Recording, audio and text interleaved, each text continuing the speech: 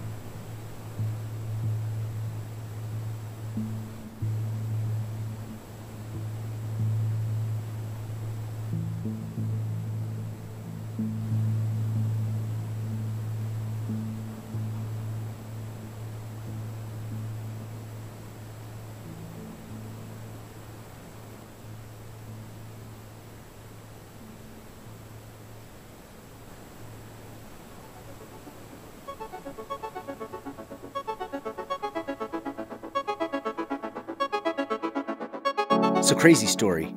My buddy Dustin Adams was hunting in Pike County at the exact same time that I was down there. Now, if you don't know Dustin, he builds custom arrows for people, and we had just recently partnered up together.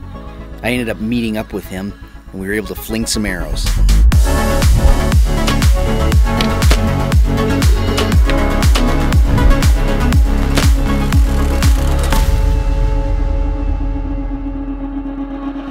If you want some custom arrows built, check out Adams Precision Archery.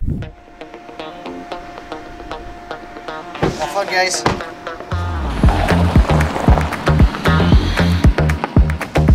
There's a scrape right there by the tree by the road. Oh, really? There's a big scrape on the other side of the river.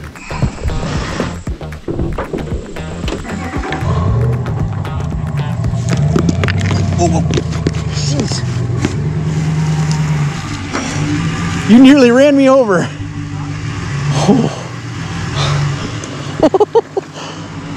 Oh, I had to pull my bow and run. I don't know if Bob just didn't see me there, but he nearly ran me over. Alright, so I've got a short hike in here. Gonna slip in, see if I can get close to this marsh. Right now my wind is perfect.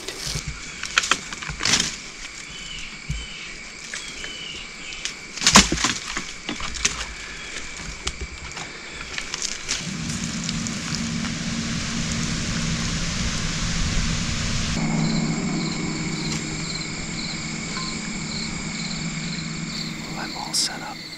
Nothing has boogered yet. My wind is iffy, but it's been doing something strange. I throw some milkweed, and when the wind is blowing, it'll go up, then it'll swing.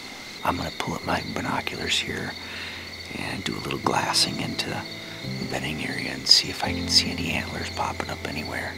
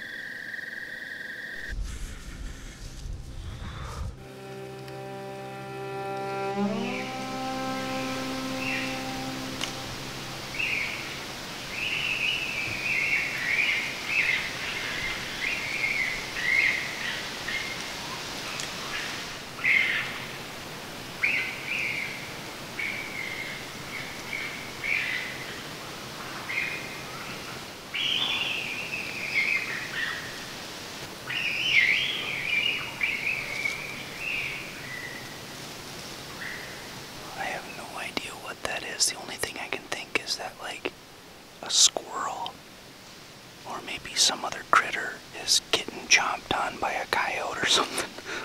Honestly, I have no idea what that is. I've never heard a shrill like that before, so pretty crazy.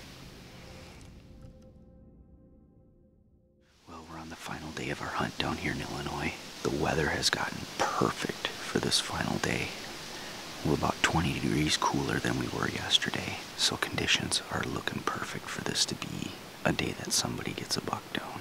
I'm hoping my new hat gets me lucky today. Just met up with Dustin yesterday. He hand-delivered my hat that I got from him.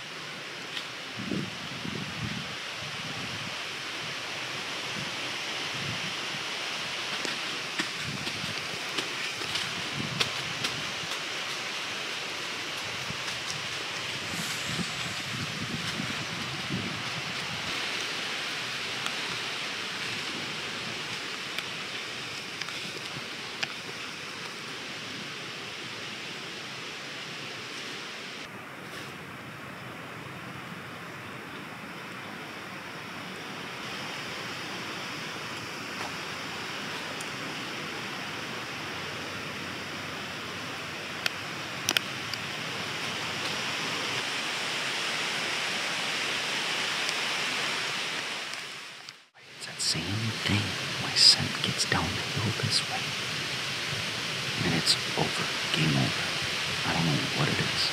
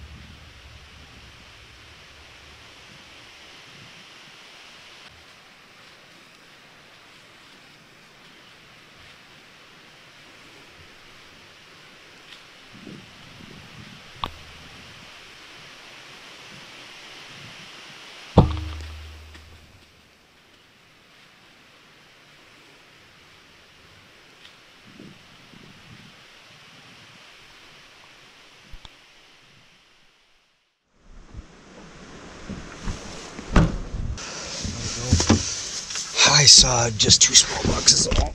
Did you guys see anything? Doug, tell me what you saw. A little 6 about 7:15. A little 8 was about 9:30. And a pretty nice 10-pointer at 8 o'clock. Are you kidding me? No. What happened? I shot a hole in here.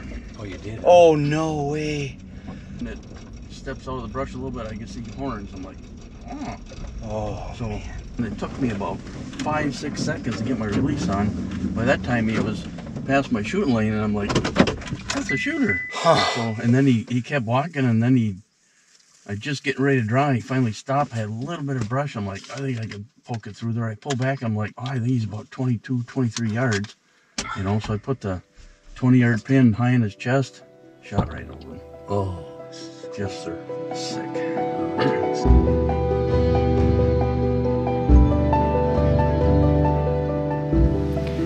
Well, it's our final hunt here in Illinois, and I think it's going to be a good one. Supposedly, the field right next to me, then the neighbor's piece, was cut like a day or 2 ago. My hope is that everything that's coming from the woods over here is going to walk right past my stand and make its way over to that fresh cut cornfield.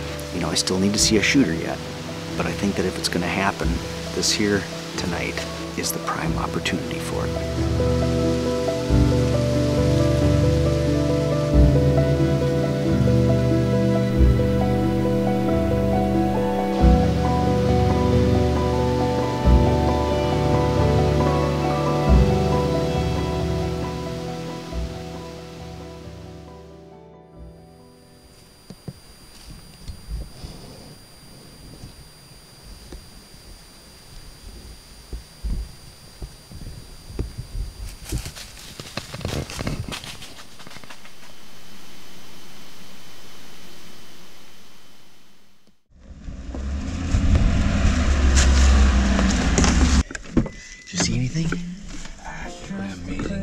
You did?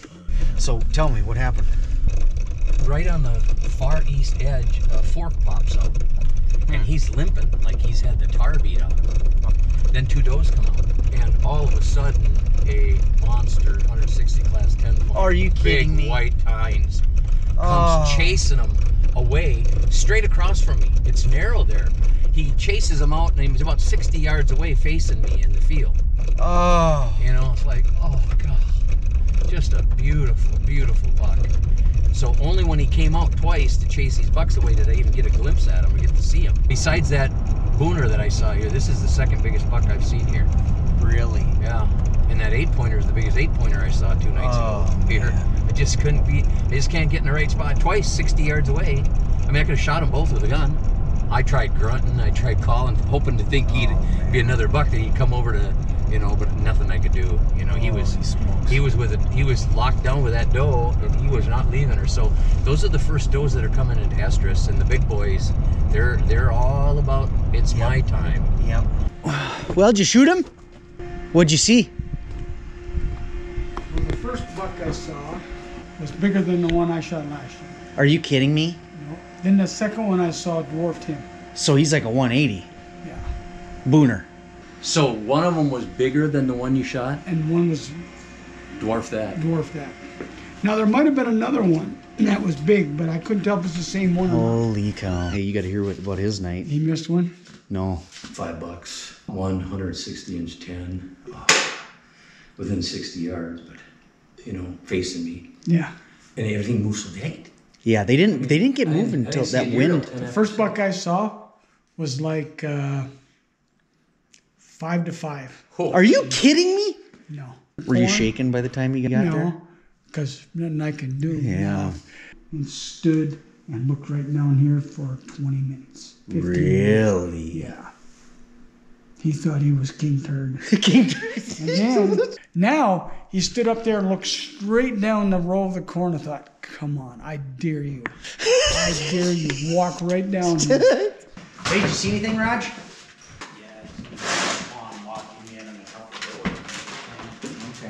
No shooting though, huh? No shooting. Dad had one at 60. 60? That's a chip shot. They didn't shoot? Yeah. Throughout this hunt, we had over a dozen sightings of shooters. We kick ourselves for our mistakes and failed opportunities, but that's part of what makes hunting such a challenge. Even in Pike County, these deer find a way to keep us humble. There is no such thing as a perfect hunter, and even the best hunters are simply ones that make less mistakes than others. This is part of what makes us human. We're all fumbling around trying to make sense of what we see, and it gets messy. But at the end of the day, there's only one who is perfect, and he took the weight of our imperfections to the grave, and it couldn't hold him down.